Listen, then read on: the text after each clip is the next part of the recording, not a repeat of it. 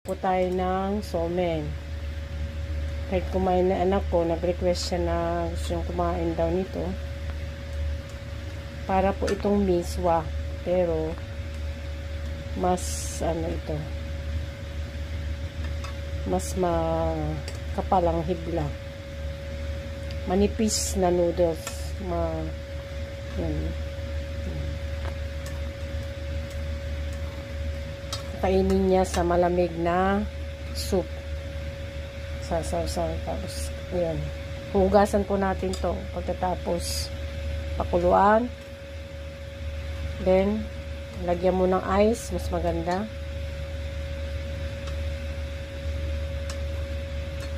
Yan.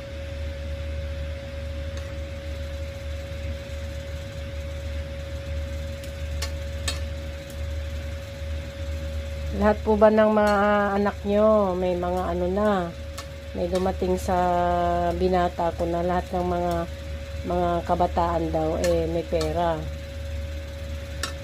Yung anak ko, na-receive niya na.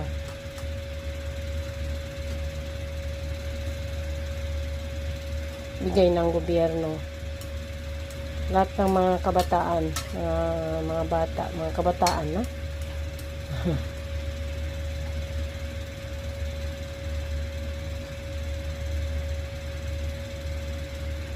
Sabi nila sa TV, yung technique ng pagluluto nito is kapag kumakapit na sa chopstick, luto na. Ayan, kumakapit na siya, diba? Pag hindi na siya nahuhulog, meaning, pwede nang patayin. Ayan, diba? Hindi na po siya nahuhulog. Ayan, okay na. Hugasan na po natin. Then, lagyan ng ice kung gusto. Ganito po ang gagawin. Huhugasan lang natin. Para lumamig. Ito pagkain talaga pag yung summer yung ganito.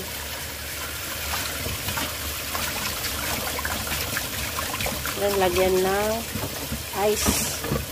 Maganda. Yan, huhugasan.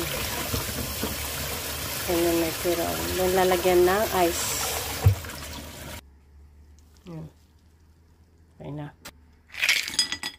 Ayan. Lagyan po natin ng ice para mas masarap, mas malamig, mas masarap kainin. Kasi super init talaga ngayon. So, mas maganda lagyan ng ice. Ayan. Then, sasawsaw na lang sa